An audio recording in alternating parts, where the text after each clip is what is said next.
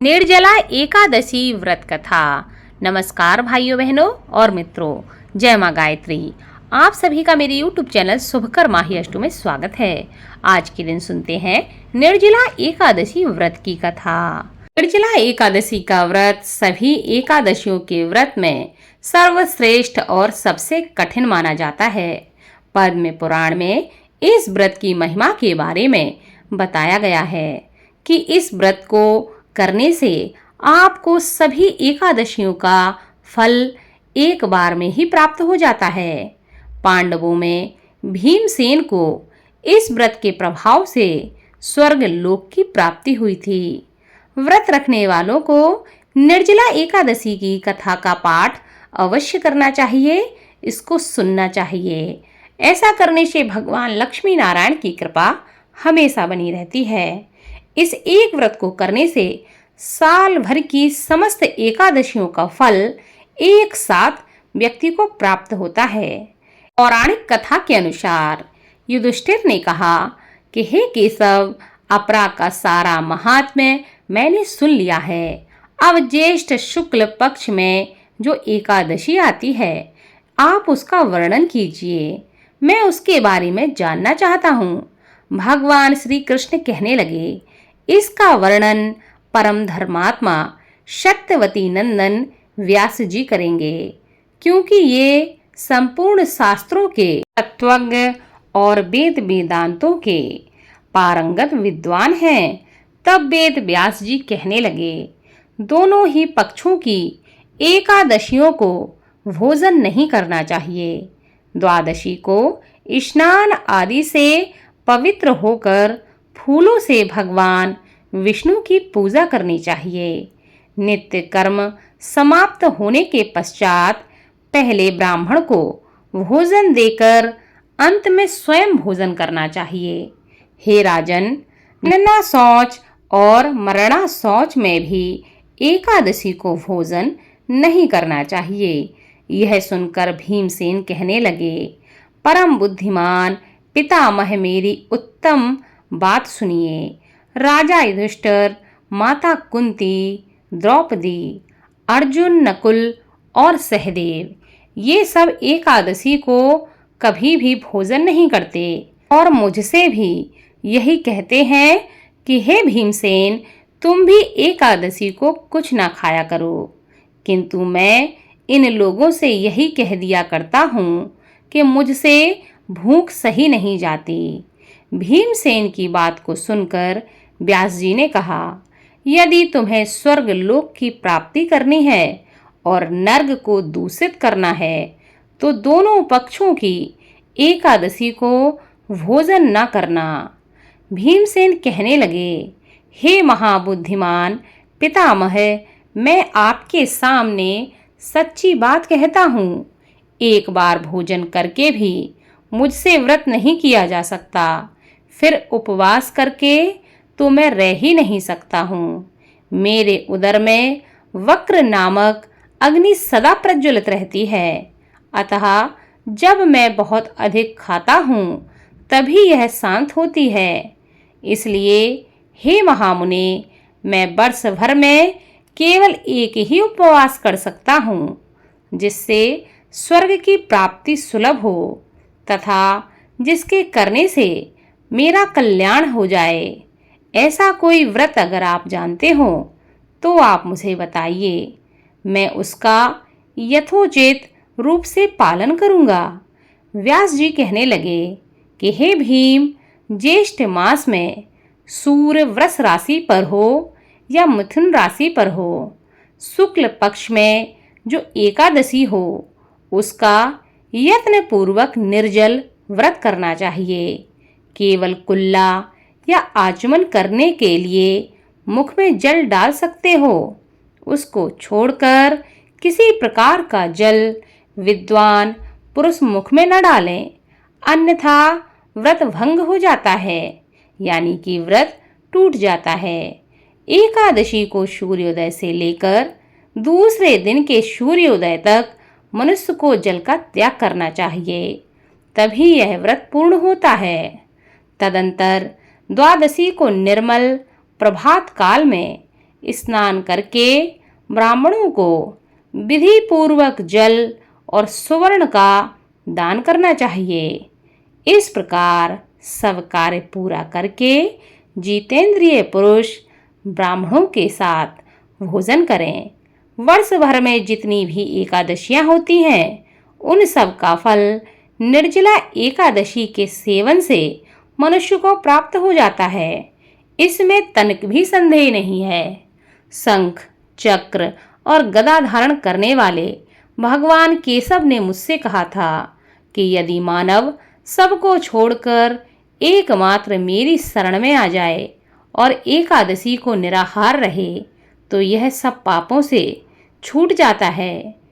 एकादशी व्रत करने वाले पुरुष के पास विशाल काय, विकराल आकृति और काले रंग वाले दंड पासधारी भयंकर यमदूत नहीं आते। अंतकाल में पीतांबरधारी सौम्य स्वभाव वाले, हाथ में सुदर्शन धारण करने वाले और मन के समान वेगशाली विष्णु दूत आकर इस वैष्णव पुरुष को भगवान विष्णु के धाम ले जाते हैं। अतः निर्जला एकादशी को पूर्ण यत्न करके उपवास करना चाहिए। तुम भी सब पापों की शांति के लिए यत्न के साथ उपवास और श्री हरि नारायण का पूजन करो।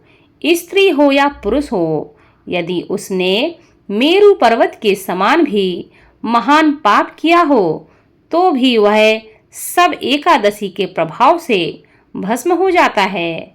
जो मनुष्य उस दिन जल के नियम का पालन करता है वह पुण्य का भागी होता है।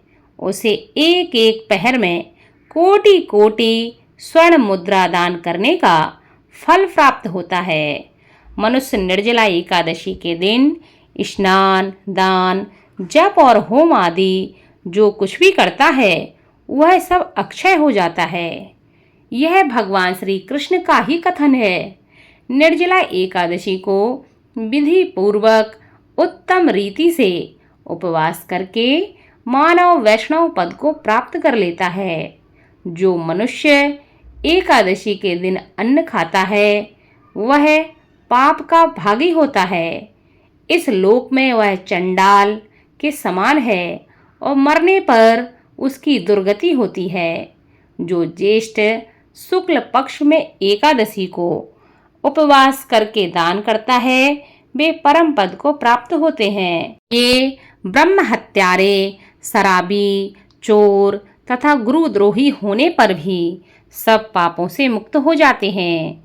कुंती नंदन निर्जला एकादशी के दिन श्रद्धालु स्त्री पुरुषों के लिए जो विशेष दान और कर्तव्य बताए गए हैं उसे ध्यानपूर्वक सुनो। उस दिन जल में शयन करने वाले भगवान विष्णु का पूजन और जलमयी धेनु का दान करना चाहिए अथवा प्रत्यक्ष धेनु या घृतमयी धेनु का दान करना चाहिए। पर्याप्त दक्षिणा और भांति भांति की मिठाइयों द्वारा यत्न पूर्वक ब्राह्मणों को संतुष्ट करना चाहिए। ऐसा करने से ब्राह्मण अवश्य संतुष्ट होते हैं और उनके संतुष्ट होने पर श्री हरि मोक्ष प्रदान करते हैं। जिन्होंने सम, दम और दान में प्रवत हो श्री हरि की पूजा और रात्रि में जागरण करते हुए इस निर्जला एकादशी का व्रत किया हो, उन्होंने अपने साथ ही बीती हुई 100 पीढ़ियों को और आने वाली 100 पीढ़ियों को भगवान वासुदेव के परम धाम में पहुंचा दिया है। निर्जला एकादशी के दिन अन्न, वस्त्र, गौ, जल, सैया, सुंदर आसन, कमंडलू और छाता का दान करना चाहिए। जो श्रेष्ठ एवं सुपात्र ब्राह्मण को जूता दान करता है वह सोने के विमान पर बैठकर स्वर्ग लोक में प्रतिष्ठित होता है। जो इस एकादशी की महिमा को भक्ति पूर्वक सुनता है और दूसरों को सुनाता है, भक्ति पूर्वक इसका वर्णन करता है, वे दोनों स्वर्ग लोक में जाते हैं। चतुर्दशी युक्त अमावस्या को सूर्य ग्रहण के समय श्राद्ध करके मनुष्य जिस फल को प्राप्त करता है वही इसके श्रवण से प्राप्त होता है। पहले दंत धावन करके यह नियम लेना चाहिए कि मैं भगवान श्री हरि नारायण की प्रसन्नता के लिए एकादशी को निराहार रहकर आचमन के सिवा दूसरे जल का भी त्याग करूंगा या करूंगी। द्वादशी को देव देवेश्वर भगवान विष्णु का पूजन करना चाहिए। गंध, धूप, पुष्प और सुंदर वस्त्र से विधि पूर्वक पूजन करके जल का घड़ा संकल्प करते हुए निम्न प्रकार के मंत्रों का उच्चारण करके देव देव हृषिकेश संसारण तारक उदकुंभ प्रदानेन नय माम परमाम गतिम, संसार सागर से तारने वाले देव देव हृषिकेश, इस जल के घड़े का दान करने से आप मुझे परम गति की प्राप्ति कराइए। भीमसेन ज्येष्ठ मास में शुक्ल पक्ष की जो शुभ एकादशी तिथि होती है उसका निर्जल व्रत करना चाहिए तथा उस दिन श्रेष्ठ ब्राह्मणों को शक्कर के साथ जल के घड़े का दान करना चाहिए। ऐसा करने से मनुष्य भगवान विष्णु के समीप पहुंचकर आनंद का अनुभव करता है। तत्पश्चात द्वादशी को ब्राह्मण भोजन कराने के बाद स्वयं भोजन करे। जो इस प्रकार पूर्ण रूप से पापनाशनी एकादशी का व्रत करता है वह सब पापों से मुक्त होकर आनंददायक पद को प्राप्त होता है। भीमसेन ने भी साल भर में सिर्फ इस एक व्रत को करके परम पद को प्राप्त किया और स्वर्ग लोक की प्राप्ति की। यह सुनकर भीमसेन ने भी इस शुभ एकादशी का व्रत आरंभ कर दिया। तब से यह लोक में पांडव द्वादशी के नाम से भी विख्यात हुई। इसलिए इस दिन अपने सामर्थ्य के अनुसार दान करें, हो सके तो व्रत करें, इस कथा का श्रवण करें, आपके जो अपने हैं उनको भी इस कथा को सुनाएं। इससे भगवान लक्ष्मी नारायण की कृपा हमेशा बनी रहती है और जीवन के समस्त प्रकार के संकट दूर होते हैं। बोलो लक्ष्मी नारायण की जय।